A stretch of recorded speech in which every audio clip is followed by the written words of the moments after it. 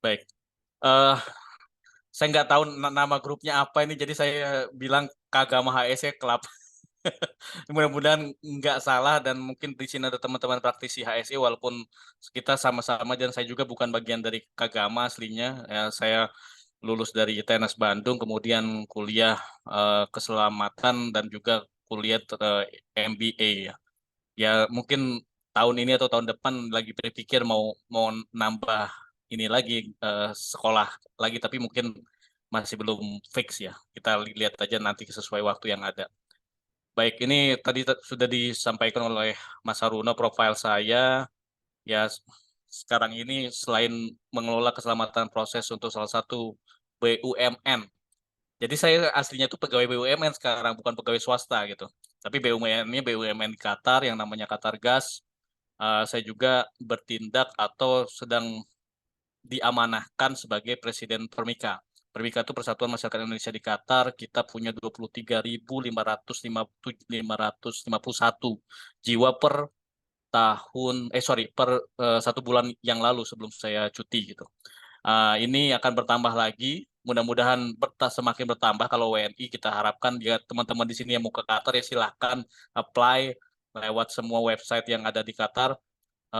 Jadi semua website baik seperti misalnya Qatar Gas, Qatar Energy, Oryx GTL, Shell, kemudian juga kalau di hilirnya mungkin kayak Qafco untuk fertilizer atau mungkin petrochemical, vinil dan lain-lain itu bisa di apply dan langsung juga submit CV-nya di sana. Jadi tinggal tinggal tunggu aja mudah-mudahan terseleksi dan jangan lupa kalau misalnya nanti terseleksi ya kontak-kontak kami atau kontak-kontak teman-teman di Qatar juga supaya jangan jangan ketipu sama orang bawang yang tadi disebut-sebut oleh Mas Haruno ya. Maksudnya orang bawang tuh kadang-kadang pinter ngomong dan dia juga kadang-kadang jadi HR gitu dan HR-nya ya makan mengutamakan orang-orang dia juga tentunya dan kita juga nggak mau dong kalau misalnya WNI itu tertipu oleh paket-paketnya orang bawang karena paketnya orang bawang itu biasanya akan lebih kecil. Kenapa? Karena perjalanan dari negara bawang alias negara IPB, India, Pakistan, Bangladesh ke Qatar cuma 4 jam. Sedangkan kita dari Indonesia ke Qatar itu sekitar 8,5 jam atau 9 jam. Otomatis kan paketnya harusnya juga jauh lebih menarik. Dan itu bisa membawa 1 orang istri dan 4 orang anak. Dan dikuliahkan gratis, free. Sorry, dikuliahkan sampai SMA itu akan free, semua ditanggung termasuk juga listrik dan air terkecuali ini alat komunikasi alias pulsa komunikasi itu harus bayar sendiri dan juga transportasi juga dijamin kalau kita menjadi pekerja di sana. Baik, jadi referensi yang saya ambil ini banyak referensi dari luar walaupun mungkin ada sedikit undang-undang Indonesia juga ada dan Permenaker atau Permen LHK yang juga saya akan ambil dan juga experience saya sampai tahun 2023. Ini nama saya, jadi kalau penulisannya tadi Mas Haruno juga kebalik gitu ya. Karena sebenarnya kalau di search nama saya itu kalau misalnya ejaannya berbeda itu akan menimbulkan orang yang berbeda. Contohnya kalau misalnya nama belakang saya itu nggak pakai I setelah huruf I-nya itu akan menjadi super chef di Swiss. Dan itu orangnya connect dengan saya.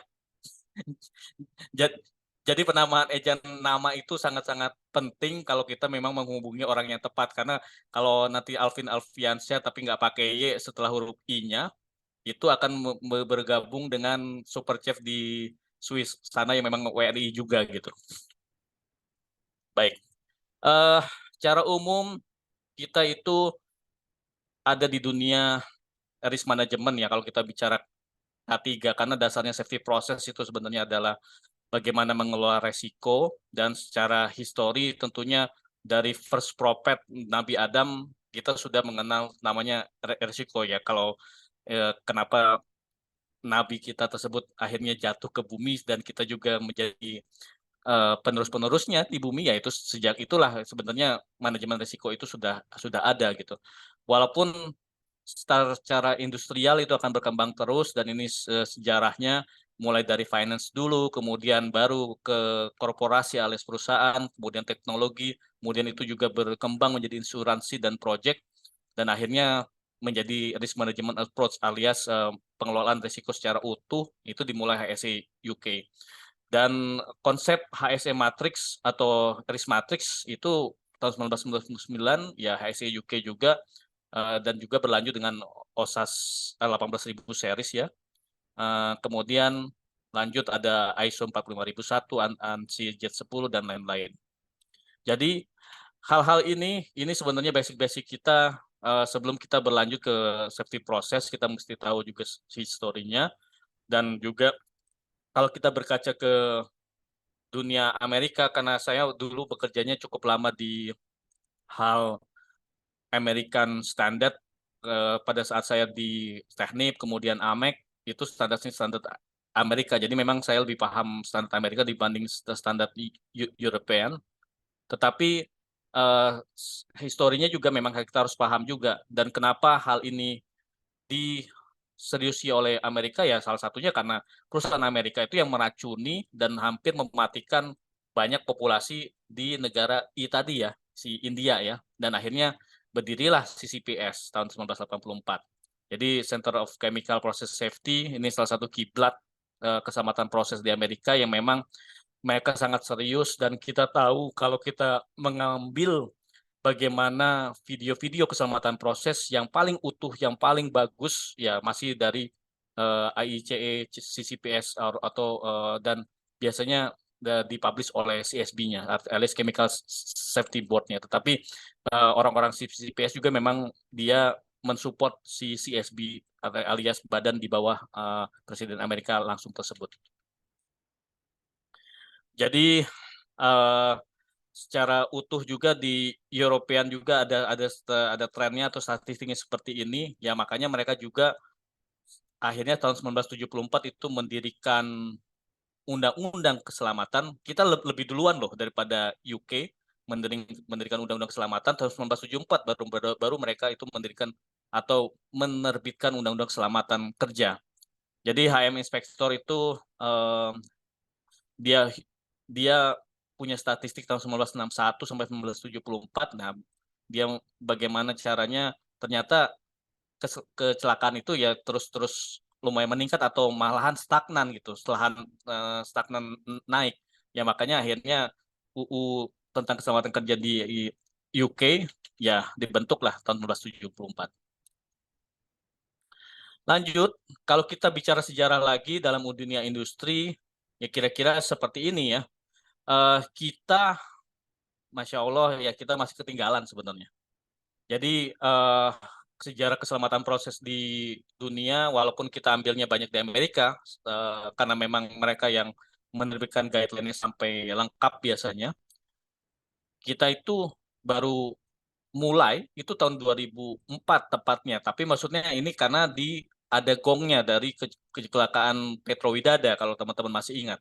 Dan ini akan jadi salah satu topik yang akan saya bahas karena mudah-mudahan kenapa sih keselamatan proses itu sangat-sangat penting dan akhirnya salah satu menteri kita tahun 2004 itu baru-baru benar-benar melek gitu ya. Dan kita juga tergugah untuk fokus ke dalam keselamatan proses.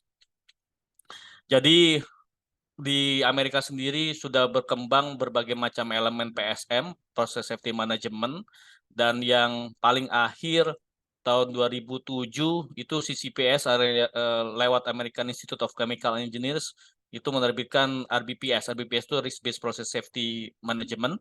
Nah, itu elemennya sekarang ada 20 elemen. Apa elemennya saya nggak akan bahas. Kita akan mungkin lebih bahas tentang kecelakaan-kecelakaannya aja, jadi supaya lebih menarik dan bisa diskusi. Nah, kalau mau menjadi engineer manapun, kemudian kita ingin menjadi profesional dimanapun, sebenarnya menurut saya pribadi, inilah sebenarnya diagramnya, termasuk kenapa saya sampai ke luar negeri, walaupun mungkin saya sekarang di tingkat cuman middle management ya, tapi ya lumayan menarik sih paketnya gitu, karena paketnya paket kalau misalnya di Indonesia mungkin sudah paket direktur ya.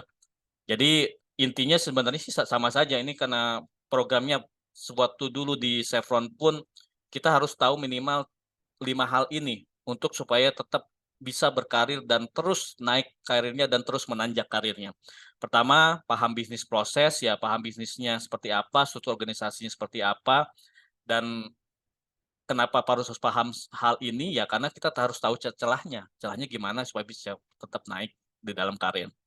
Yang kedua, karena kita bicara departemen HSE, Health, Safety, Environment, atau mungkin ditambah security, ya tahu tentang bahaya utama dalam pekerjaan atau industri tersebut itu adalah hal yang paling penting. Karena kenapa? Kita supaya nyambung, mau bicara dengan orang manapun, termasuk orang-orang kontrak, orang-orang keuangan, orang-orang HR, dan lain-lain, ya mereka juga mesti paham bahwa apa yang kita urus adalah tentang bahaya utama, dan ini yang akan mereka pahami bahwa kita itu ya memang harus dibayar atau diberikan paket-paket tertentu sesuai pemahaman dan sesuai kompetensi kita. Makanya major hazard ini salah satu key experience yang memang akan kita dapatkan selain dari edukasi kita, ya tentunya dari experience kita, dan disinilah pentingnya kita berinteraksi dengan banyak orang, dan bahaya-bahaya utama ini ya teman-teman lapangan ya tentunya yang paling paham, dan ini kita harus bisa translate atau terjemahkan dengan bahasa yang sangat sederhana. Yang ketiga ya baru pahami regulasi atau prosedur, baik itu aturan lokal ataupun internasional. Dan yang keempat ya kompetensi requirements-nya. Saya cuma akan bahas dua saja di sini, jadi saya nggak akan bahas yang misalnya tentang teman-teman dari kesehatan. Saya cuma punya dua slide tentang proses safety engineering dan tentang fire protection dan fire prevention. Karena itu biasanya yang berkaitan erat dengan kami.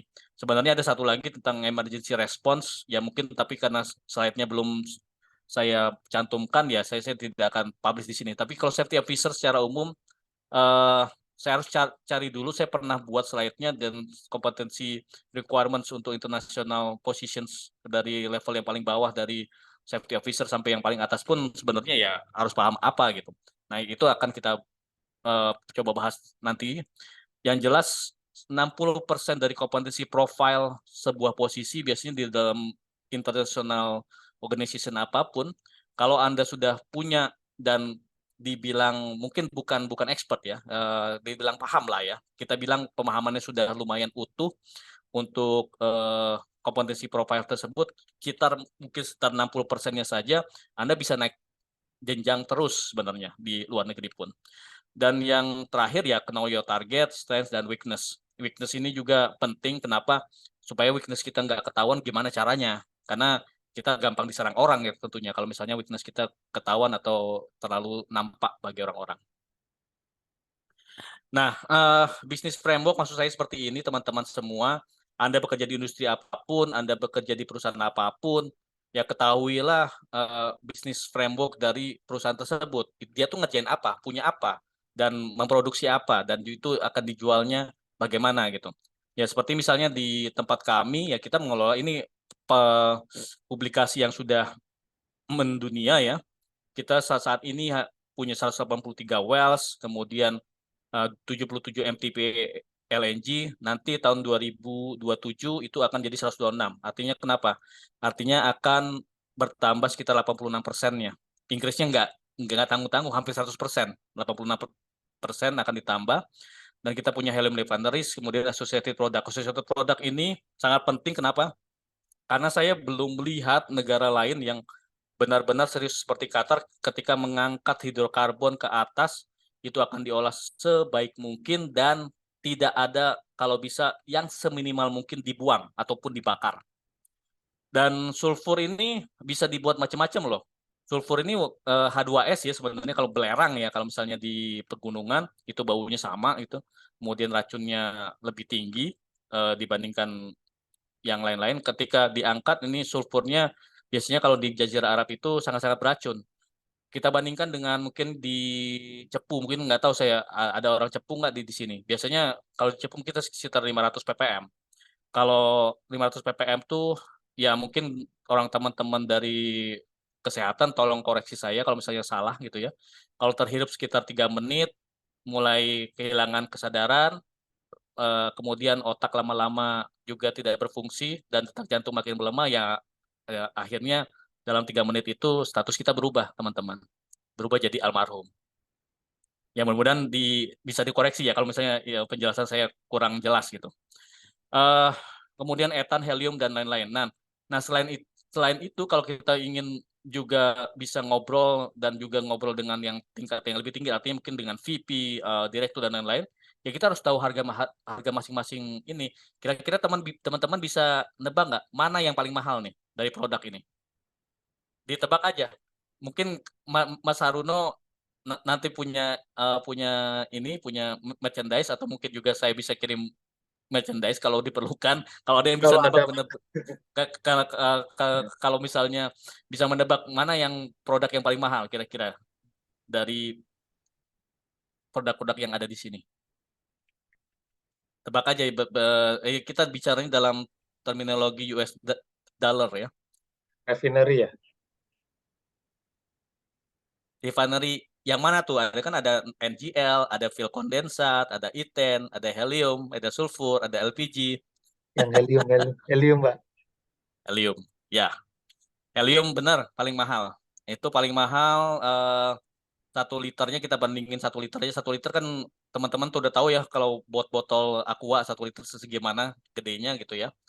Kalau misalnya kalau nggak salah Pertamax sekarang berapa ya? Pertamax 12.500 ya. Kalau kalau Iya, kalau dua nggak belas salah. setengah. Ya 12,5. Dan kalau 1 liter helium itu $25.000. Wah, Kaliin aja berapa ribu terus sekarang 15.000 ya kalau nggak salah ya, $1. Ya tinggal dikaliin aja, itu 1 liternya segitu harganya. Dan itu memang salah satu unik produk, dia suhunya minus kalau misalnya mau ditambang atau dipisahkan dari LNG. Dan pabriknya nggak gede-gede amat, dan biasanya pipa-pipanya banyaknya plastik. Kenapa? Karena dia dalam dalam pressure yang cukup rendah tapi temperatur sangat-sangat minus gitu. Oke, jadi iya Pak. Nanti uh, ada 4 penanya Pak, atau ya, Bapak, ya, ya, ada kuis, silakan Pak ya, Alvin. Nanti ada ya. door prize. Ya. Jadi challenge di Jazirah Arab jangan dibilang cuman punya panas saja, sebenarnya dia dua, cuacanya itu summer dan winter. Kita bilang summer kenapa? Ya karena bisa sampai 49 atau sampai 53 derajat Celcius di kelembaban yang sangat-sangat rendah. Artinya kalau 90%, 90% kering gitu. Dan kalau kita bernafas di luar aja, mungkin dalam waktu 10 menit, kalau kita nggak minum dan nggak masuk lagi ke dalam ruangan atau yang ber-AC ataupun yang berkipas gitu, yang tidak ada shelternya atau apa namanya, tidak ada pelindung atapnya ya, atapnya doang gitu, ya kita bisa kolaps dalam waktu 10 menit gitu. Apalagi kalau sudah 53 derajat dan 90% kering. Kebalikannya, winter, winter itu bisa sampai 4 derajat Celcius. Hampir hampir benar-benar ini ya, belum zero sih.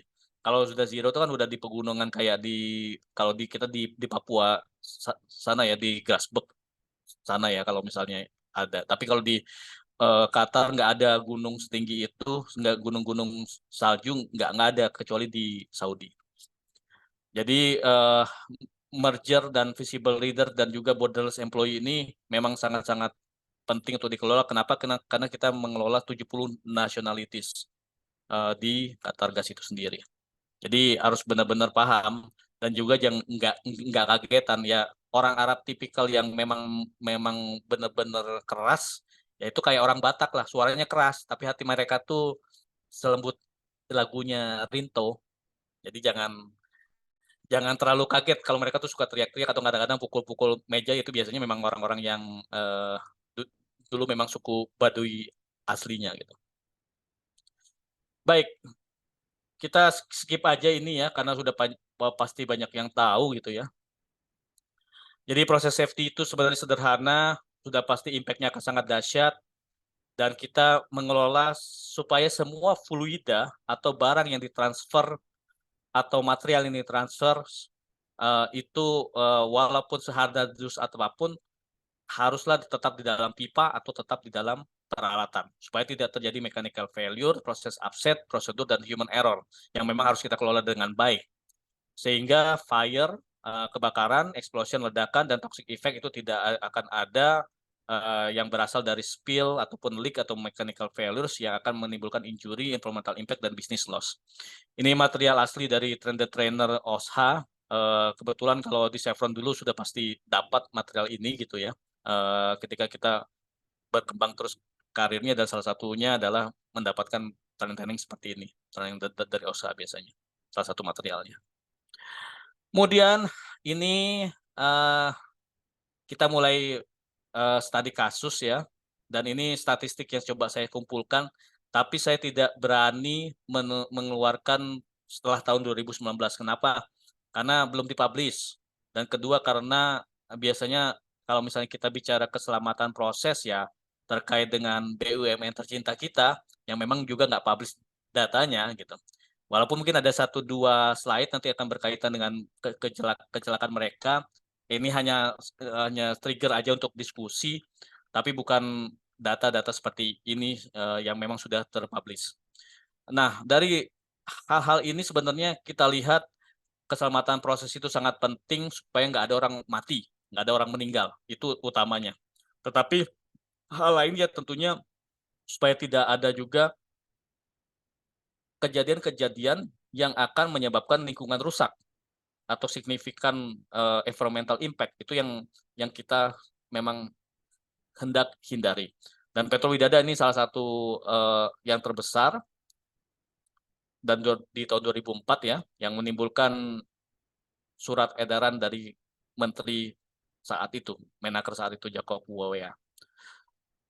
Nah, ini kita lanjut lagi keselamatan umum yang saya tandai dengan warna ungu. Sebenarnya ini masih kaitan dengan keselamatan proses juga karena yang mereka kelola kan sebenarnya bahan-bahan material yang mudah terbakar seperti petasan ataupun hidrokarbon dalam mancis tersebut ya. Dan sayangnya pabriknya dikunci keluar masuknya benar-benar dikunci dan pada saat kebakaran mereka berkumpul atau dalam beberapa ruangan saja yang satu ruangan dengan ruangan yang lain juga kadang-kadang pintunya saling terkunci gitu dan akhirnya ya meninggallah karena tidak bisa keluar dan tidak bisa melihat pada saat api dan asapnya sangat-sangat tebal. Kemudian juga kebocoran hidrokarbon yang akan keluar dan merusak lingkungan ya contohnya pipa minyak Lawe-Lawe ya di 2018 atau mungkin di sumur YEA 1 dan ini cukup lumayan besar ya jumlah material yang terpapar. Kalau kita lihat di peta, ini peta asli saat itu 2018 kalau kita lihat di sana ya lumayan tuh Teluk Balikpapan berwarna hitam atau kecoklatan dan sangat berbahaya bagi nelayan-nelayan juga ketika mendekat karena mereka apinya atau mereka akan tersambar dari minyak-minyak tersebut ketika mereka melalui dengan bot-bot bermesin ya. Nah, ini saya declare jadi recent pernah incident not published, not part of this slide yet. Kecuali sudah dipublish ya saya baru berani benar-benar bahas gitu. Untuk menjadi seorang proses safety engineer ya sebenarnya simple. Ini semua kita harus kuasai atau minimal bisa bacanya.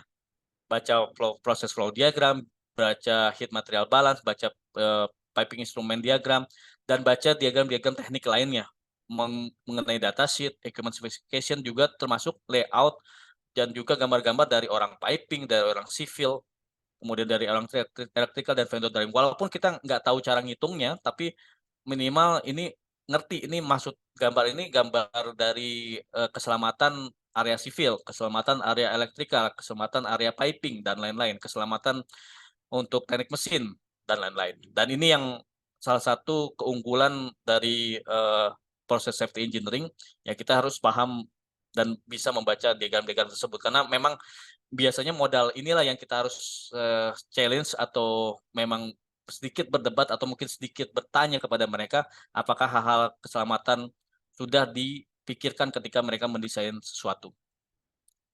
Kita mulai masuk studi kasus, Petrowidada ini memang sangat unik ya. Kejadiannya memang sangat-sangat disesalkan karena tepat 2 minggu sebelum kejadian tersebut ternyata Petro-Widada sudah menerima K3 Award langsung dari presiden saat itu. Presiden saat itu kalau nggak salah Bu Megawati, ya, dan akhirnya Pak Jacob Wawea kan langsung mengutus ya semua staf utamanya untuk datang ke tempat, dan mereka harus di tempat sekitar 3 jam atau 4 jam setelah kejadian kecelakaan dan setelah dilaporkan langsung oleh para saksi kecamatan dan mungkin mungkin teman-teman dari kantor kecamatan atau mungkin kepala kepolisian di area tersebut. Nah, ini sangat menarik, materialnya, hazard materialnya memang tidak dikelola dengan baik, thermal dan stability datanya tidak dikelola dengan baik, porosity data juga tidak dikelola dengan baik. Kenapa saya bisa bilang begitu? Ya karena kalau kita sebenarnya teman-teman proses safety engineering ini kayak saya mengelola slide ini dan mencoba menerangkan dengan bahasa sederhana mungkin, ya kita baca dulu nih, baca dari informasi di surat kabar, informasi di internet, di online news dan lain-lain. Dan ini sebenarnya sederhana, yang mereka hadapi ternyata sudah ada kebocoran. Dan kebocoran ini memproses dua bahan, maleic anhydride MA dan phthalic anhydride dengan ortooksilen. Dan sederhananya kepala regu atau mungkin shift supervisor dari tim yang beroperasi atau yang mengelola operasi saat itu, ya dia sudah tahu ada bocor, tapi mungkin tim manajemen utamanya bilang, tetap aja lu produksi, jangan sampai mati pabrik tuh. Nanti kita nggak dapat untung atau kita nggak dapat produk yang bisa dijual gitu ya. Dan cara untuk mengolah hal ini karena memang bahannya cukup panas ya, semprot air. Udah deh, kita semprot air aja sambil tetap produksi dengan tujuan tangkinya agar dingin, pipanya agar dingin sehingga menurunkan tekanan. Ini bahasa sederhana dari tim operasi. Tapi apa yang terjadi? Sumbernya ternyata di atas tangki juga keluar juga atau bocor juga, asapnya cukup kuat. Ya akhirnya tekanannya sudah semakin tinggi, nggak tahan lagi, dan akhirnya meledak. Meledak dan terbakar dan melempar beberapa orang. Kalau kita dengar mungkin dari beberapa saksi mata saat itu termasuk yang sangat top ya Pak Saud, di waktu kita saya lupa di waktu prefleksi ASC masih ada nggak ya Pak Saud, dan ya kalau nggak salah Pak Saud yang di tim Kemenaker, beliau sempat bilang bahwa beliau ke tempat, tiba dalam waktu sekitar 3,5 jam, jarak 100 meter dari lokasi yang memang sedang kebakaran terjadi, itu sepatu safety-nya aja dan di kakinya itu masih merasa panas. Akhirnya ya artinya memang kebakarannya sangat dahsyat, apinya sangat kuat, dan panasnya sangat-sangat tinggi. Dan itu yang memang terjadi.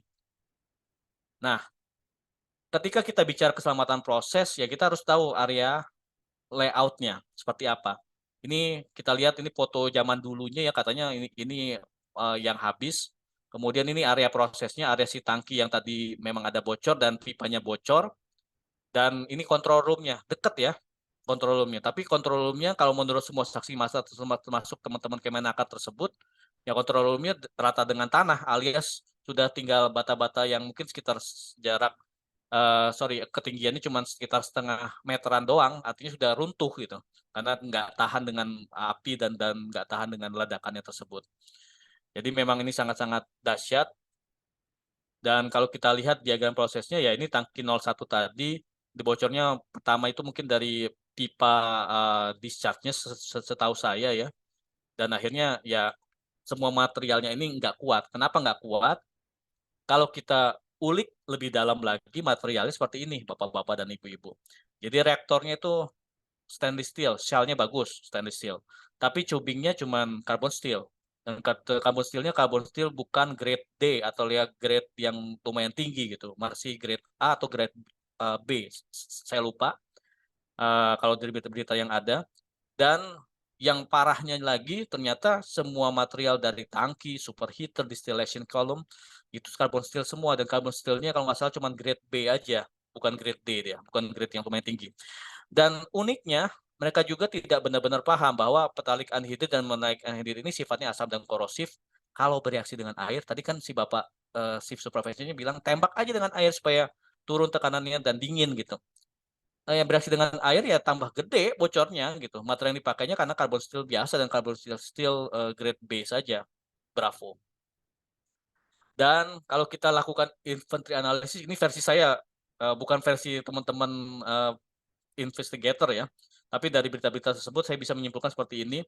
Kalau saja ada barrier-barrier seperti automatic shutdown, operator interventions, dan juga supaya tidak menyala, supaya tidak meledak ataupun terbakar, dan personal vulnerability.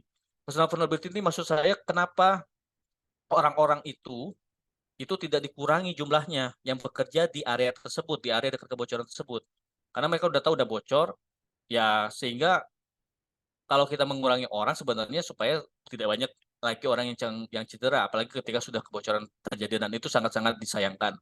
Jadi kalau ada maintenance untuk corrosion yang ada, korosi-korosi yang ada baik piping-nya, baik valve-nya atau equipment-nya, kemudian gas detektor dan monitoringnya itu sudah juga dalam jarak-jarak tertentu sebelum mendekati si control room, ya mungkin kita akan bisa terdeteksi.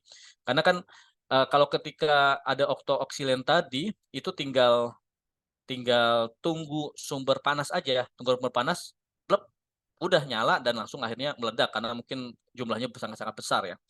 Isolation to repair the leak juga nggak berani dilakukan karena shift supervisor-nya bilang produksi terus, shutdown apalagi, operator juga nggak ada yang berani teriak, Pak udah Pak kita matiin aja gitu, udah nggak aman, nggak ada yang berani teriak juga. Dan jadi operator intervention otomatis sudah tidak ada, dan minimize personal atau evacuation juga tidak dilakukan oleh mereka, yang akhirnya 3 orang meninggal, 70 orang cedera, ledakan awan uap dari vapor cloud explosion, petarikan asid dan malic acid ini terjadi. Jadi kalau kita bangun diagram inventory analisisnya akan seperti ini. Dan ini teman-teman proses safety atau proses safety engineering atau technical safety atau loss prevention engineering ini akan selalu bisa terlibat dalam hal-hal membangun hal ini, baik itu untuk dalam risk management ataupun untuk dalam melakukan ini investigations dari incidents. Jadi ini saya udah bocorkan nih style proses safety engineering seperti apa. Ini ke kasus kedua Lapindo, ya teman-teman dari mungkin sekitar area tersebut mungkin sudah hafal karakteristiknya, tapi yang akan saya bahas di sini mungkin ketika kita punya hal blowout, sebenarnya yang harus waspada kalau sebagai proses safety engineer itu, blowout-nya itu akan segede apa, dan itu akan menyembur, bisa ditutup atau tidak, secepat apa bisa ditutup atau tidak, mungkin bisa diledakkan dan lain-lain, sehingga pipanya itu akan menutup, casing-nya akan menutup, dan yang paling fatal itu kita harus identifikasi area. Di area tersebut ada material hidrokarbon lain nggak yang akan berbahaya dan akan bisa meledak atau mungkin bisa terbakar. Dan ternyata di sini teman-teman mungkin kurang cepat ya saat itu ya. Saya nggak tahu kecepatan analisa teman-teman saat itu. Ya, semburan ini cukup tinggi suhunya, sekitar 100 derajat Celcius, sementara di kilometer tertentu yang akan terpapar oleh semburan lumpur lapindo ini, itu sudah cukup dekat gitu, yang akhirnya ya bocor dan meledak. Jadi landslide, pipa, apalagi ditambah landslide dengan ada gempa-gempa susulan, pipa rupture, kemudian gas loss of primary containment, kontak dengan heat source. Heat source-nya adalah si sumberan lumpur lapindo itu sendiri, ya akhirnya hidrokarbonnya menyala, ya explosion terjadi dan 14 fatalities. Ini menurut berita sekitar tahun-tahun tersebut. Ya, Anda tinggal Google sendiri. Lanjut. Nah, ini style proses safety engineering lain lagi ketika dalam mengebor ini sebenarnya salah satu kasus yang tidak pernah diangkat dengan sempurna, dan ini terjadi di Amerika juga ya. Jadi ini sebenarnya salah satu deadliest oil field disaster, walaupun ini onshore, kalau Macondo itu di offshore. Tetapi mereka sebenarnya nggak tahu kenapa, mungkin juga ngelamun atau mungkin sudah kecapean, fatigue kalau menurut saya. Ya akhirnya sebenarnya orang-orang yang memang experience seharusnya tidak melakukan hal ini. Kalau sudah ada hal-hal yang sudah anomali, ya harusnya segera-segera di stop. Ini analisa saya yang di sebelah kanan itu ada sekitar ada 6 barrier yang fail. Sementara kalau kita bahas barrier dalam pengeboran itu sebenarnya kita harus tahu dari surface barrier 2, dan deep hole barrier apa saja. Ini sekalian saya bocorkan nih, orang-orang well integrity, kalau saya jadi safety engineer ya saya cuma nanyain ini aja, yang bermasalah yang mana, ini udah ada semua belum, yang kita nggak punya yang mana. Dan kuncinya adalah ketika kita bicara well integrity, pastikan bahwa kita punya minimal 2 barriers untuk semua wells yang ada dikelola oleh perusahaan kita. Dan ini akan berlaku ke wells di mana saja, wells di offshore ataupun onshore, dan termasuk juga deep water well. Kalau deep water well ya tentunya ada banyak-banyak lagi sebenarnya barrier seperti misalnya untuk supaya dia tidak thermocline itu penurunan suhu yang sangat sangat tajam ya, karena dia akan mendrop casing dari kedalaman 800 meter sampai seabed, sebelum kemudian seabed baru ke dasar lautnya, di dalam tanah di dasar laut tersebut. Baik, lanjut tangki balongan 7 September 2022. Benar nggak petir? Kalau kita mau mulai petir atau enggak, paling gampang seperti ini nanyanya sebenarnya. Ini saya hanya menggambarkan saja. Ketika kebakaran terjadi karena ada senyawa hidrokarbon pertalite keluar dari tangki G, karena memang itu tangki G yang memang terbakar duluan, itu kemudian menyebar, terpantik oleh pemantik, itu baik dari lingkungan tangki ataupun mungkin sudah menyebar ke area pemukiman masyarakat. Karena kemarin kebetulan saya juga baru dari area Indramayu, jadi ngelewatin Pertamina Balongan, ya lumayan kebayang nih bagi saya pribadi setelah kunjungan kemarin eh, dipanggil untuk memberikan kuliah tamu di Akami Gas Balongan alias sarang namanya ITPB yang usah itu Institut Teknologi Petroleum Balongan. Tanyanya cuma dua, bagaimana ada senyawa hidrokarbon yang keluar dari tangki tersebut? Kemudian apa yang menjadi pemantik?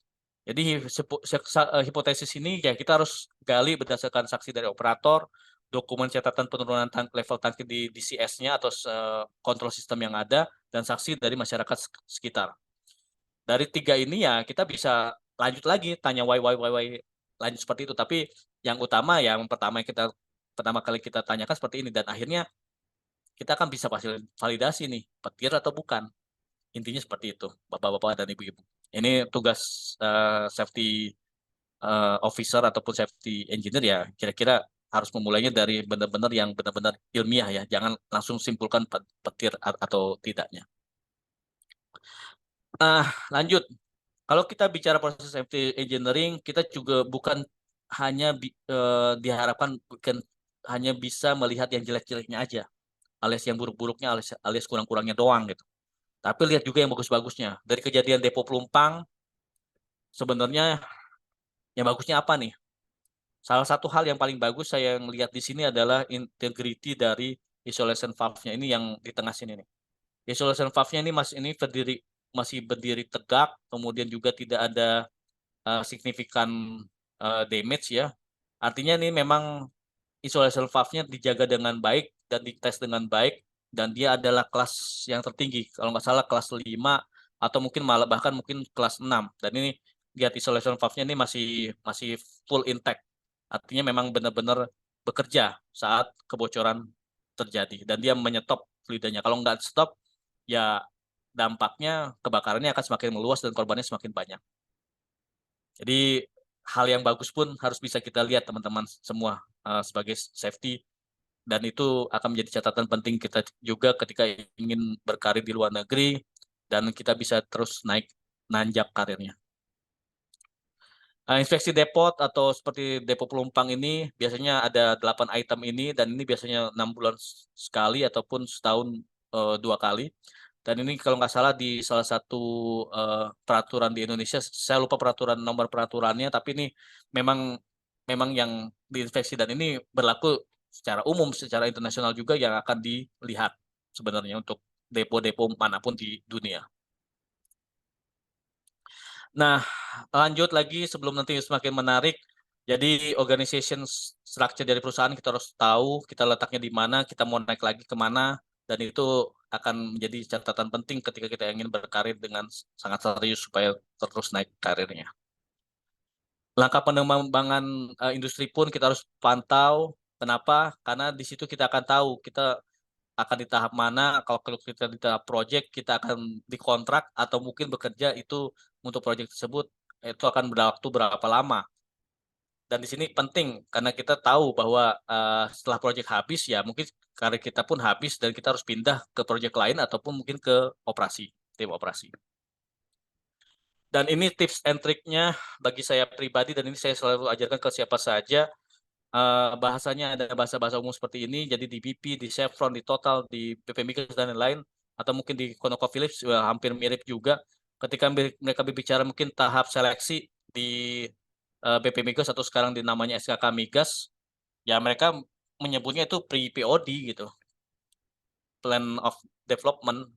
Nah, kalau bilang pre-POD ya sebenarnya kalau di BP ini namanya selection proses, atau kalau misalnya di Chevron dulu namanya selection alternatif dan generate alternatif. Jadi ini ekivalensinya sangat-sangat penting dipahami oleh teman-teman yang bergerak di project. Project apapun termasuk project hilir pun akan sama biasanya seperti ini juga. High business model ya saya kira teman-teman semua di sini sudah sangat paham. Kita harus menginvestasikan sejumlah uang yang sangat-sangat teratur supaya return-nya dan akhirnya kita dapat berproduksi atau menghasilkan produk yang memang bisa dijual dan nilainya biasanya diharapkan lebih dari apa yang kita spend dalam hal HSE. Manajemen sistem pun jangan bingung, namanya apapun berbeda, tetapi sebenarnya tujuannya sama. Contohnya Pertamina versus perusahaan-perusahaan di dunia ya seperti ini. Seperti Pertamina biasanya namanya Supreme, kalau di Total, ExxonMobil, Chevron, dan BP akan namanya berbeda. Tapi tujuannya tetap sama.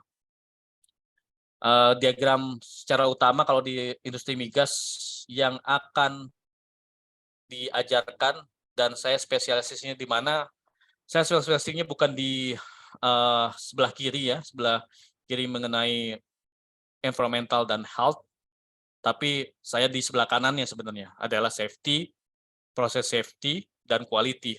Di situ saya banyak bermain karena saya juga teman mantan tim project. Makanya hal-hal quality ini sedikit kulit-kulitnya mungkin kita harus tahu-tahu banyak gitu.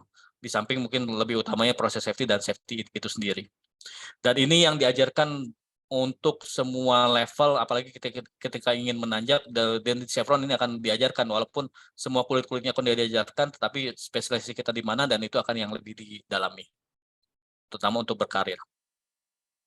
Kompetensi simpelnya dibagi 4, awareness, basic, skill, mastery, atau expert. Nah, yang saya sebutkan di awal tadi, 60% dari materi kompetensi profile kita, misalnya di bidang proses safety engineering, kalau Anda sudah menguasai dalam konteks skill dan basic, nah itu modal utama supaya bisa nanjak terus. Jadi kita nggak perlu master atau expert di semuanya, setidaknya 60% skill dan mungkin sekitar 10% mastery atau expertnya gitu. Kita expert di apanya. Jadi kalau kita bicara proses safety, loss prevention, sebenarnya seperti ini sederhananya. Jadi ada berbagai diagram ini, dan ini diagram utama kompetensi khusus di proses safety engineering, dan juga biasanya akan mencakup emergency response dan emergency management. Kenapa? Karena biasanya kalau misalnya proses safety manager kita nggak ada di tempat, maka dia akan ketika ada emergency, maka dia akan ke bawah ke head-nya. Kalau head-nya nggak ada pun ya akhirnya larinya ke lead-nya. Lead-nya ya itu saya gitu. Jadi saya harus menangani kejadian-kejadian emergensi yang ada di tempat-tempat atau aset-aset atau pabrik-pabrik tertentu. Dan saya salah satu-satunya orang Indonesia yang sudah puter-puter ke semua aset di Qatar Gas. Kita punya 14 aset. Ini aset terakhir, aset yang paling challenging bagi saya. Nah, ini kompetensi profil itu seperti ini, Bapak-Bapak dan Ibu-Ibu ya, sederhananya. Sebenarnya sederhananya nggak banyak-banyak, nggak akan sampai 30 sebenarnya. rata-rata antara sekitar 20 sampai 28 kompetensi profile. Jadi cuma sekitar 60%-nya memang kita harus benar-benar skill, sekitar 10%-nya itu yang benar-benar mastery atau expert. Nah, di situ sudah pasti kita bisa akan nanjak terus posisinya. Dan yang lain-lain cukup basic-nya aja. Kalau bicara fire prevention ini seperti ini, nih kurang lebih sekitar ada 20 doang ya sebenarnya. Kemudian regulations, ini regulation di Indonesia secara umum, Indonesian regulation juga secara umum yang biasanya teman-teman akan kuasai atau saya kuasai dahulu selama masih di Indonesia. Dan ini juga peraturan Indonesia yang memang benar-benar harus dikuasai untuk proses safety. Kemudian syarat-syarat ahli K3 ya masuk K3 migas, K3 kimia, dan lain-lain. Levelnya cuma 2, biasanya K3 migas, level operator, dan level pengawas. Di luar negeri pun sebenarnya cuma 2, profesional dan profesional, atau disebutnya profesional dan expert atau certified. Versus technician. Technician ini biasanya kita panggil ya anak buahnya safety officer. Si teknisi K3 ini ada dia, yang biasanya dia yang tugasnya bawa-bawa gas detektor, bantu operator ngedeteksi tertentu, dan diawasi oleh si safety officer-nya. Nah, kalau teman-teman yang muda-muda, ya tetap harus paham mengenai dream job kalian. Kalau yang sudah mulai sepuh seperti saya ya nggak perlu nge-dream lagi, tapi enjoy the life ya. Kemudian juga pahami juga strength kita dan pahami juga weakness kita. Ada satu hal yang di sini yang menarik, yang kejadian kemarin ditanyakan oleh salah satu mahasiswa di Akamigas Balongan. Kenapa saya tulis extrovert itu sebagai weakness? Bagi saya, ini sebenarnya bagi banyak orang mungkin dianggap sebagai strength ya, kekuatan sebenarnya extrovert itu. Karena biasanya kan orangnya gampang berkomunikasi, supel, dan lain-lain ya. Tapi jangan senang dulu kalau kita benar-benar extrovert loh. Karena belum tentu itu akan disenangi oleh orang-orang yang introvert. Apalagi kalau orang tersebut, yang introvert tersebut adalah bos kita langsung, atau bos 2 tingkat di atas kita. Karena mereka itu sebenarnya agak-agak iri tuh, punya perasaan iri juga tuh. Kalau kita extrovert banget gitu, kita kenal banyak orang, sementara bos kita tuh kuper. Dan itu akan sangat berbahaya kalau kita nggak bisa men-treat atau menservis bos kita itu dengan baik sesuai dengan kadar ekstrovert beliau gitu. Jadi memang harus benar-benar tahu porsi kita masing-masing. Makanya ekstrovert di sini kadang-kadang bumerang juga kalau kita nggak tahu bahwa itu sebenarnya weakness kita juga. Apalagi ketika kita berhadapan dengan bos yang benar-benar super introvert. Jadi makanya itu saya tulis seperti itu.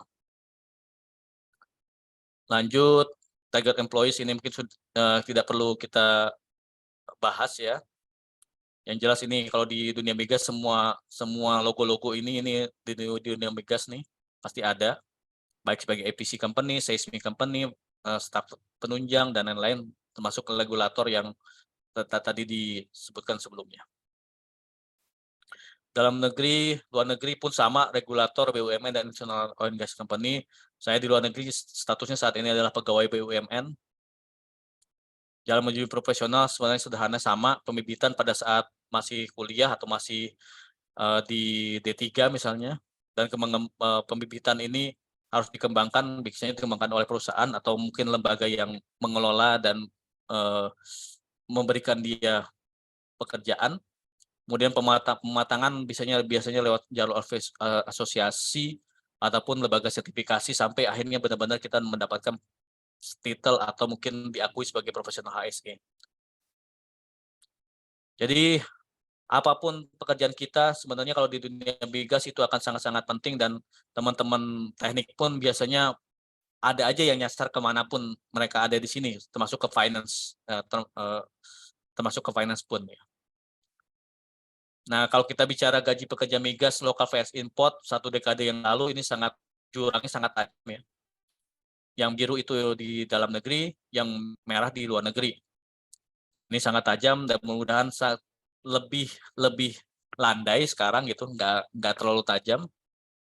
Dan kalau kita bekerja di migas pun kita harus tahu company kita tuh sebenarnya company-nya itu kontraktor, global super major atau operator company seperti misalnya tempat saya di Qatar pun itu adalah sebenarnya ada global super major atau operator atau equipment manufacturer, all field service dan konsultasi. Kenapa diagram ini penting? Karena kita harus tahu nih sebenarnya perusahaan kita itu memberikan komposisi gaji itu seperti apa? Banyak bonusnya kah? Atau banyak basic salary-nya aja gitu. Nah, dan itu yang sangat-sangat penting bagi kita. Nah, kalau banyak bonusnya ya tentu performance kita sebenarnya akan ditinjau setiap tahunnya dan di situ bonusnya sangat-sangat besar gitu ya. Bisa mungkin 3 kali gaji atau bahkan sampai 4 kali gaji dan lain-lain.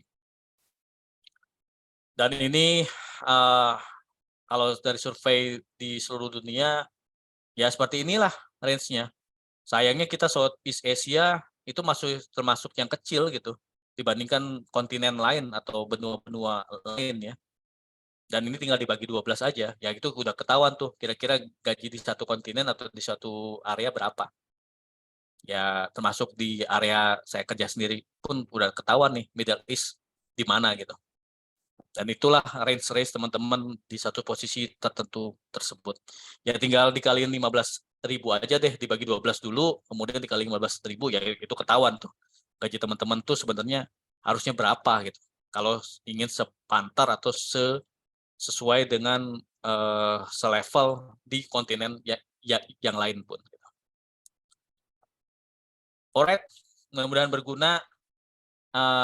Any questions, feel free. Jadi bagi saya mungkin teman-teman yang mau berkarir di luar negeri sebenarnya jalan yang 5 tadi. Selain nitip CV ke semua website perusahaan-perusahaan yang di luar negeri, misalnya mau ke Qatar tadi saya sudah sebutkan, mungkin Qatar Energy, Qatar Gas, ORGTL, Shell dan lain-lain bisa dititip CV-nya di situ, atau mungkin Saudi ya Saudi Aramco dan lain-lain. Selain itu ya ke headhunter companies. Headhunter companies itu punya website masing-masing, misalnya oilandgasjobsearch.com, kemudian monster.com. Monster.com itu bukan website aneh-aneh loh, sebenarnya website tentang ini juga, tentang rekrutmen juga, bisa nitip CV di situ. Kemudian govtalent.com, kemudian ada Nest, ada Vircroft dan lain-lain. Termasuk juga yang paling utama, yang paling digunakan sekarang adalah LinkedIn. Jadi LinkedIn ini sangat-sangat penting karena di situ ada posting mengenai job dan juga kadang-kadang rekrutmen itu akan dimulai dari LinkedIn. Oke, terima kasih. Saya balikkan kepada Mas Aruno dan teman-teman Kagama ASE.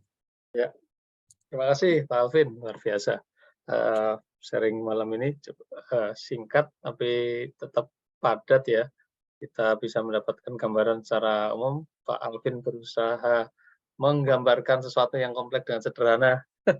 Itu kalau tidak dengan experience dan pengalaman yang sudah lama itu tentu tidak mudah ya, mensederhanakan sesuatu yang kompleks, apalagi proses safety nih. Apalagi tadi ada pertanyaan, kenapa proses safety susah dipelajari. Ya Pak, ada beberapa pertanyaan, izin Pak Alvin. Pertama dari chat ya, kita ambil dari chat, atau apakah ada yang mau nanya, angkat tangan nih, ada nggak mau langsung nih? Pak Amaluddin Alham mau langsung atau kami bacakan saja? Ya, kami bacakan, izin ya. Pak Amaluddin Alham, selamat malam Pak, izin bertanya terkait dengan safety di area pekerjaan sipil konstruksi. Pertanyaannya saya adalah seperti apa solusi yang bisa dilakukan agar para pekerja atau vendor taat menerapkan pola kerja yang aman atau safety. Contoh kecilnya sering ditemukan bahwa pekerja lebih nyaman bekerja tanpa menggunakan APD seperti helm karena dengan alasan kebiasaan, meskipun sudah disampaikan baik manajemen dan pengawas. Terima kasih. Ini memang PR menyeluruh ya, budaya K3 ini challenging memang ya. Mungkin mau dijawab langsung atau kami sebutkan pertanyaan berikutnya dulu Pak Alvin. Saya coba jawab langsung aja, tapi mungkin dengan pengalaman saya saja ya, saya coba jawab, karena kan saya nggak kerja di Indonesia udah 1 dekade lebih ya. Ya, Tapi Pak. yang saya selalu sampaikan dahulu, ya bukan untungnya sih, ada kejadian-kejadian tertentu pada saat saya mengelola konstruksi sebagai project HSE manager, dan itu berkaitan dengan teman-temannya sendiri. Jadi saya pakai kasus teman-temannya sendiri. Mereka nggak pakai PPE dengan tepat, kemudian mereka tidak bekerja dengan prosedur ataupun tata kerja atau langkah-langkah kerja yang tepat, ya akhirnya kecelakaan gitu dan terjadi, dan yang kehilangan ya kehilangan jari kelingking dan jari manis saat itu, dan untungnya bukan jari kanan ya, masih jari kiri, jadi jari tangan kanannya masih baik gitu.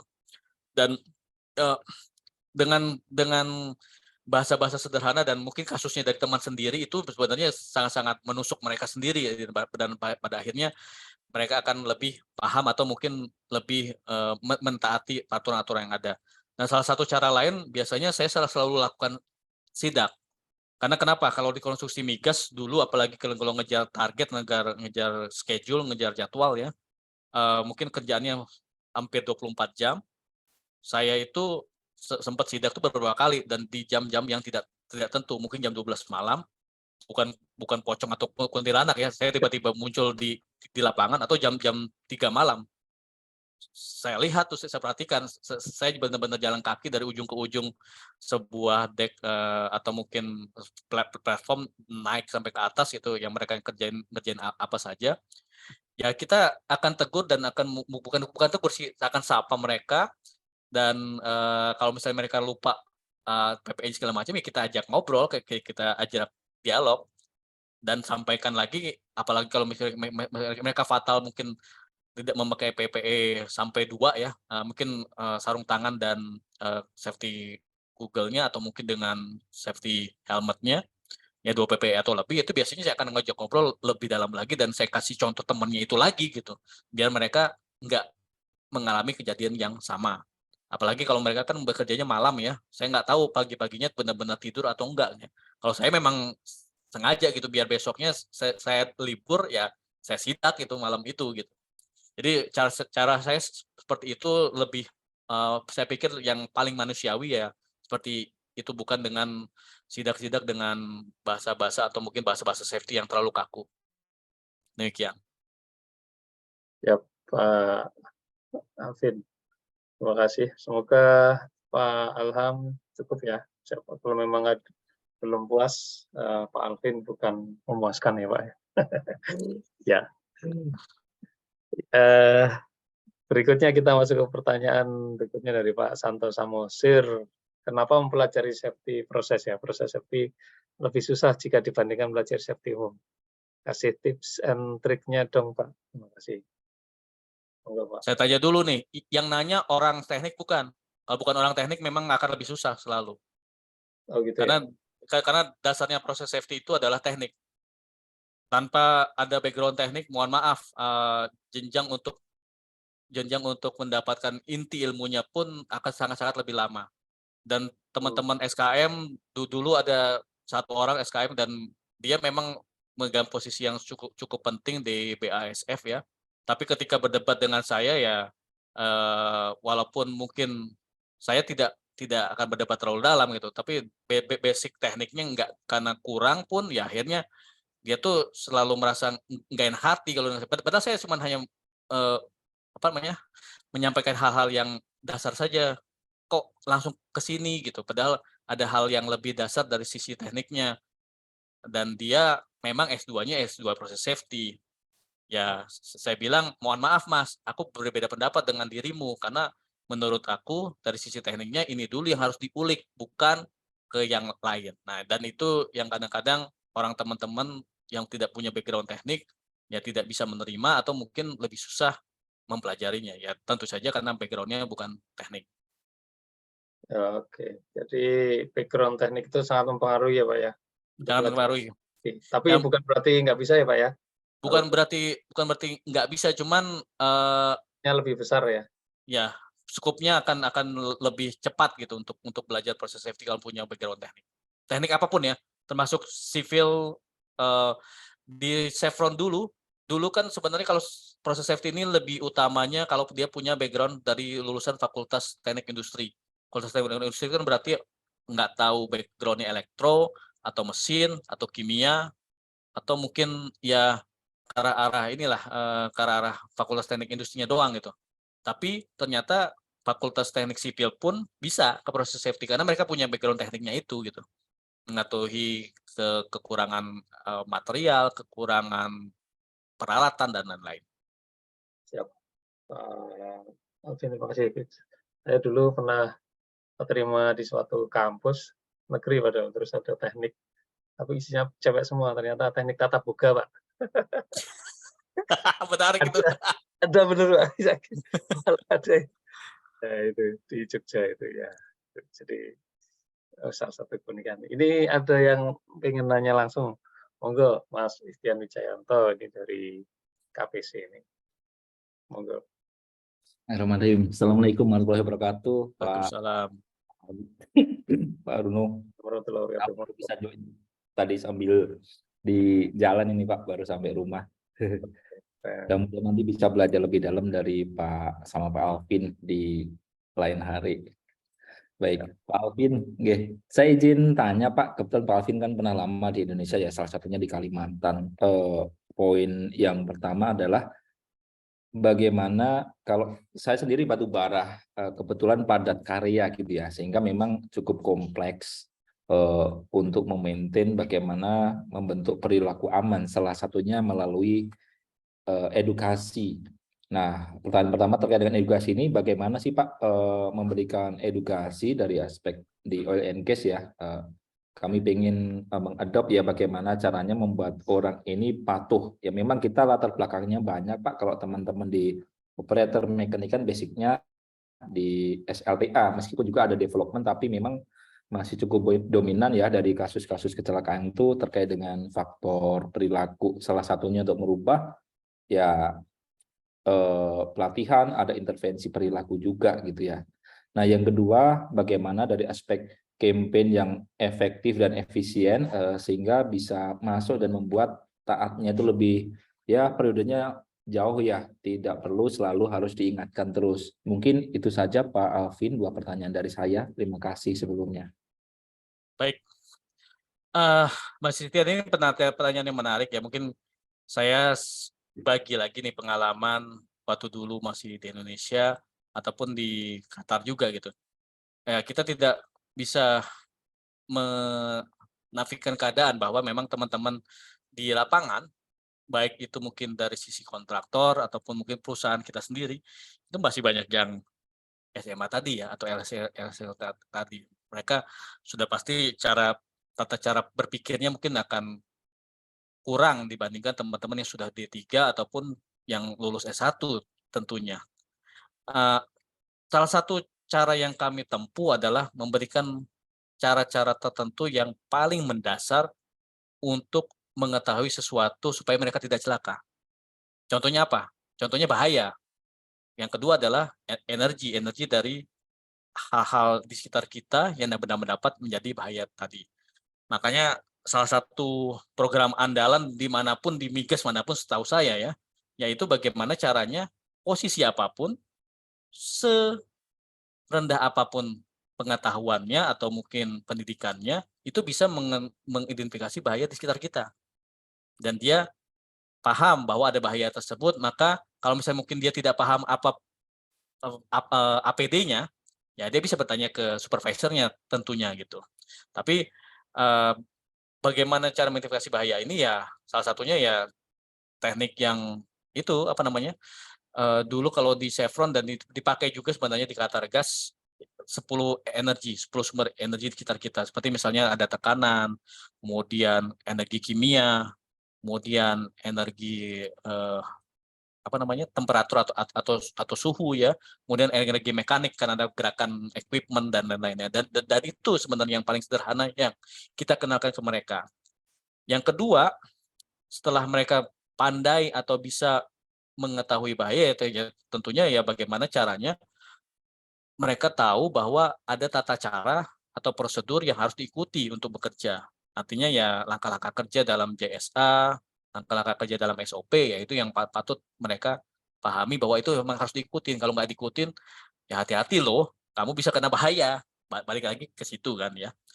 Dan yang terakhir, biasanya yang paling adalah intervensi dari sisi sebelum mereka benar-benar bekerja, mereka sudah tahu SOP-nya dan mungkin bosen ya kalau baca SOP terus, apalagi pekerjaan itu juga, dan sebenarnya kita harus selalu rajin mengingatkan tentunya ke mereka bahwa bosen itu salah satu bahwa kita akan vulnerable, artinya sangat tidak sadar bahwa ternyata di hari tertentu bahayanya akan berbeda bisa saja.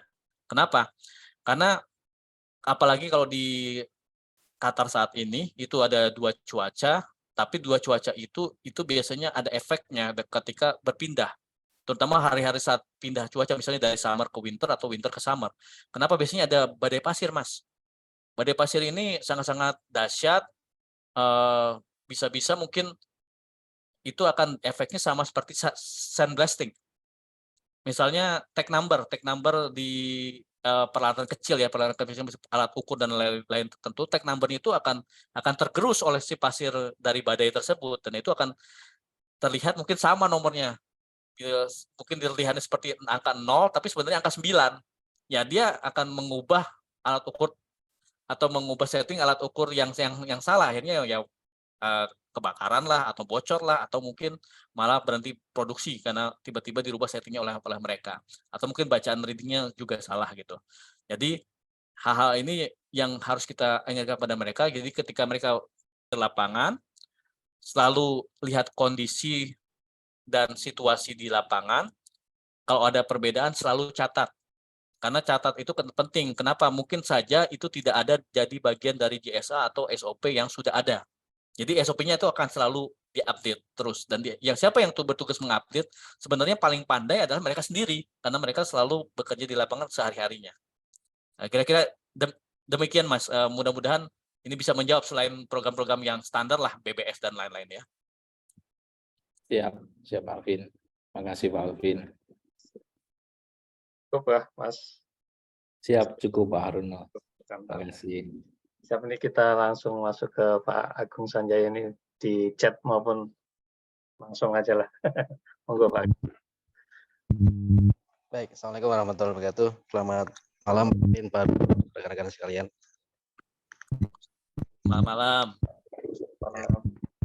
Baik, terima kasih. Menarik sekali Pak Alvin pemaparannya, sharingnya terkait dengan proses safety ya Pak. Tadi cukup padat dan sangat daging semua Pak isinya. Terima kasih banyak sharingnya Pak.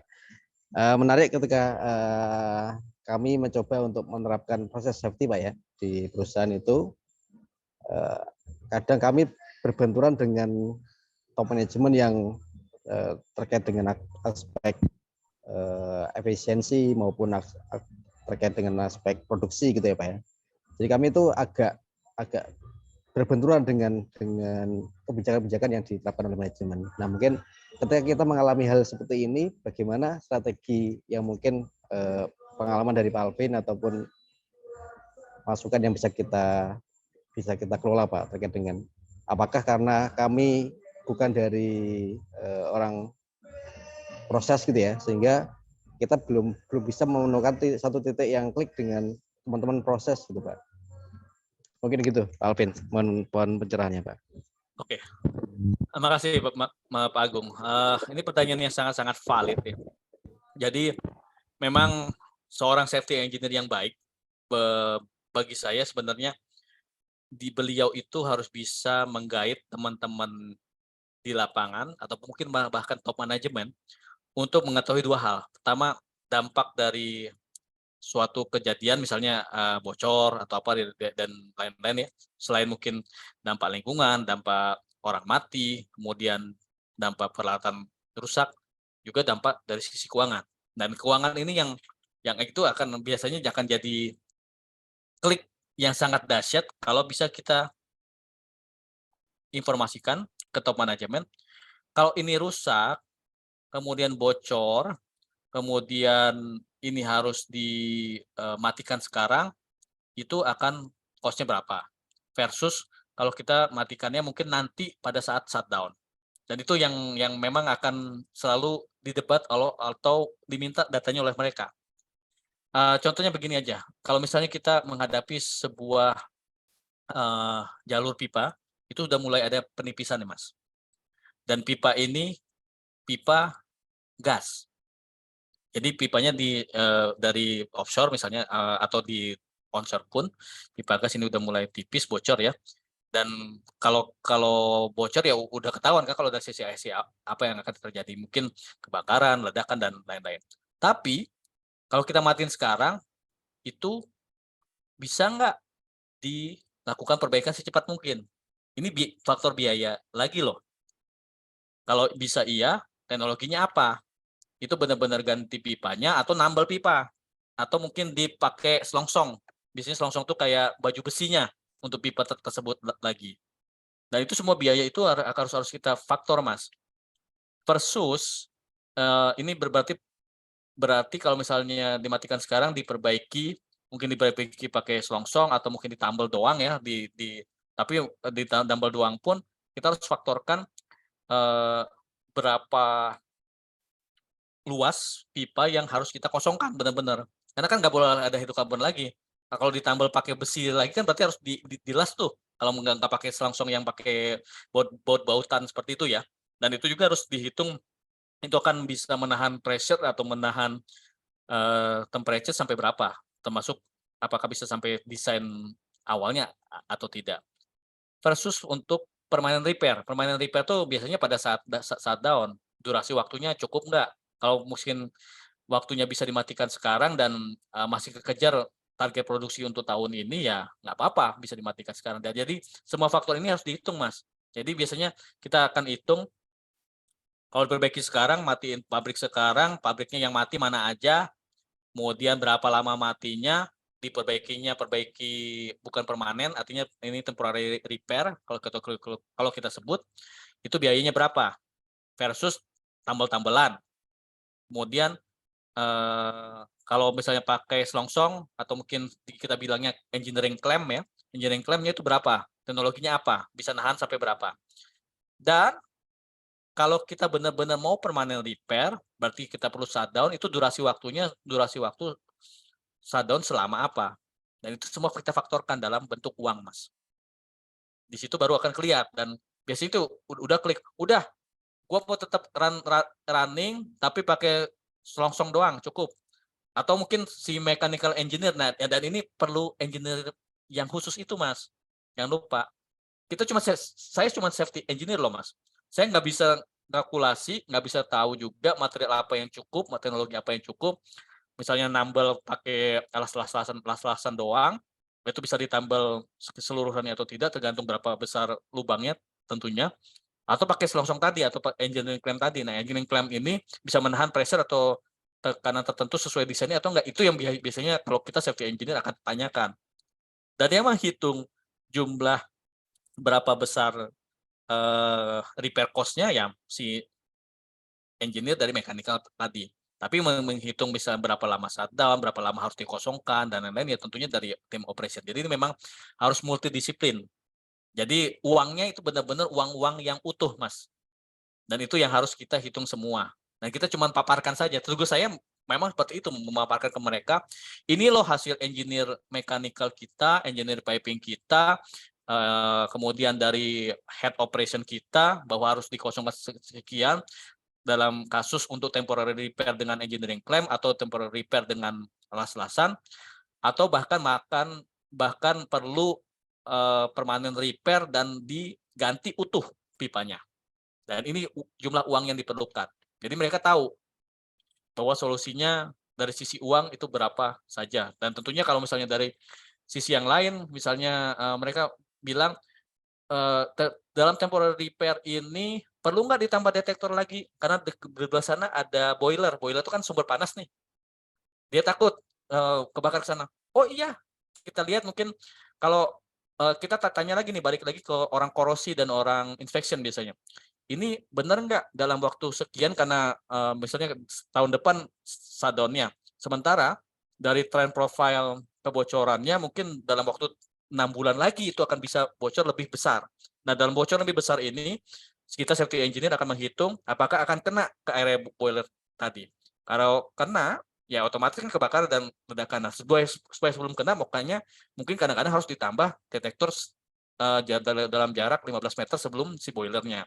Nah, itu yang akan kita bilang ke tim manajemen lagi. Iya, kita perlu tambahan detektor. Nah, tambahan ini berarti engineering solution dari sisi preventif atau mitigatif doang gitu. Jadi kira-kira yang utuh yang bisa saya sampaikan seperti itu, Mas. Memang uang nih kritikal nih kalau kita mau klik sama top manajemen, harus diinformasikan dan itu harus dihitung bersama dengan multidisiplin, bukan hanya kita saja. Demikian. Baik, terima kasih Pak Alvin. Pemaparannya cukup jelas sekali Pak. Terima kasih banyak. Cukup jelas ya Pak Sanjaya, Pak Agung ya. Pak Harun. Siap. Kita masuk ke penanya berikutnya. Ada Pak Hernandas Kapit nih. Tanya Pak, kerja di BPS apa harus bayar pajak di Indonesia? Jadi apa lanjut sama sambung juga. Ini di bawahnya ada Pak Nuradin Darto. Pak Alvin, jika boleh di-share pengalaman saat pertama kali bekerja di luar negeri, bagaimana cara meyakinkan keluarga untuk pindah ke luar negeri? Ada juga nih nomor 6 ini Mas atau Pak Muhammad Fikri, Pak Alvin, tanya untuk bisa berkarir di ASE di luar negeri, untuk strength yang perlu kita kuatkan dan weakness yang perlu kita sembunyikan seperti apa Pak? Terima kasih, mungkin masih relate kita jadikan satu. Monggo Pak Alvin.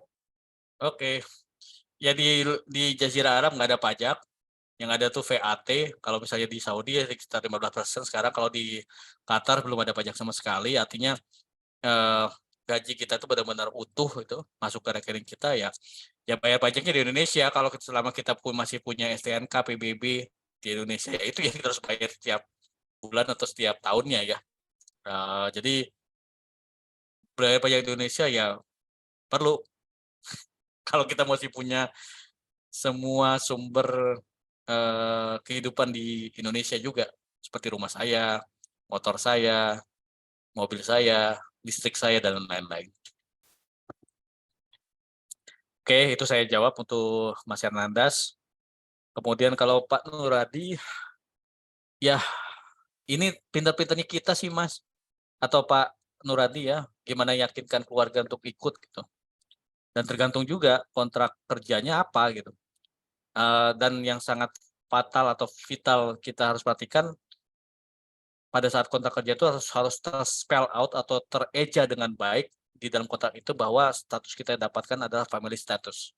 Kalau single status itu ya kita jomblo doang, sendirian doang gitu. Tapi kalau udah family status, ya kita harus lihat komponen-komponen lainnya seperti tadi saya sebutkan di awal. Apakah sudah ada misalnya free education, misalnya dari TK sampai SMA, kemudian free listrik dan telepon, free listrik dan air, kemudian free health insurance. Kalau di Qatar itu dan di Saudi umumnya 1 istri dan 4 anak. Sama di Jazirah Arab lainnya umumnya masih segitu, mungkin ada yang sampai 3 anak doang ya. Dan komponen-komponen itu ya itu yang saya share kepada istri ya, kita tuh lebih nyaman walaupun mungkin tergantung negaranya. Kalau Qatar ini kan kecil ya, kecil jadi ketemu orang Indonesia pun gampang. Kan nggak kayak di Saudi. Di Saudi mungkin ada komplek-komplek tertentu yang memang banyak Indonesianya, tapi kalau mau ketemu teman kita yang di luar komplek yang lain ya jaraknya mungkin sekitar 4 jam atau 5 jam nyetir karena kan Saudi cukup luas ya. Ya itu harus kita pertimbangkan sesuai dengan karakter dari negara tersebut. Dan yang bisa kita utamakan juga gimana yakin keluarga ya kita sampaikan bahwa kalau kita di Jazirah Arab apalagi kalau kita muslim ya kita lebih gampang untuk umroh tentunya. Yang terakhir apa ya tadi ya yang ditanyain? Saya lupa Mas Aruno. Strength-nya ya. Oke, strength kita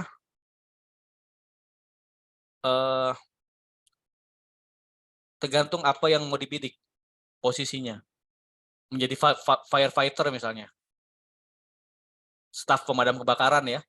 Ya tentunya ya hal-hal mengenai pemadam kebakaran lah yang harus kita benar-benar kuasai. Sebagai firefighter itu komposisi pelatihan yang memang kita punya harus kita dapatkan apa saja dan itu yang kita akan tonjolkan ketika kita membuat aplikasi untuk submit di CV kita ke perusahaan-perusahaan tertentu.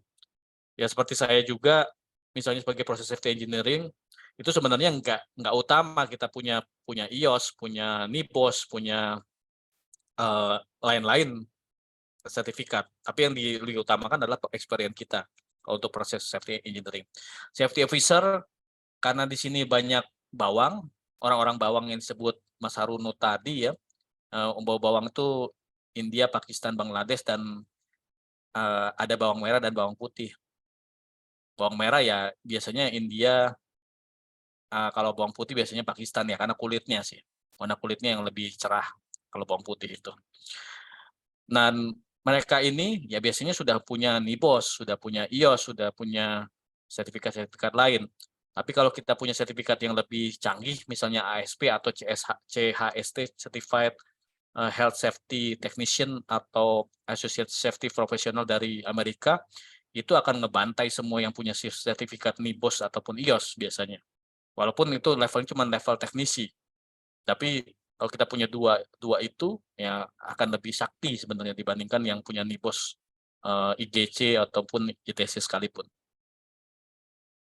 Mudah-mudahan bisa menjawab ya, tergantung posisinya apa yang mau dibidik dulu gitu. Mas Fikri ini mau bidik posisi apa, baru kita bisa kasih advice. Nggak bisa saya menjawab bila tidak tahu hal yang posisi yang dibidiknya apa. Kalau kayak saya compliant Pak. Compliance nggak perlu banyak training Mas. Yang mereka ingin tahu tuh pengetahuan Mas Haruno tentang compliance regulation secara internasional di sektor di spesifik bidang misalnya health-nya, environmentalnya dan lainnya. Kalau tahu secara umum di migas, misalnya kalau kita bicara migas doang ya Mas ya, aku nggak bicara pertambangan. Semua compliance hal itu tahu secara international regulation seperti apa, versi Amerika atau versi European, udah pasti keterima itu. Oh, nah ini kapan-kapan sharing nih Pak, regulation di internasional nih.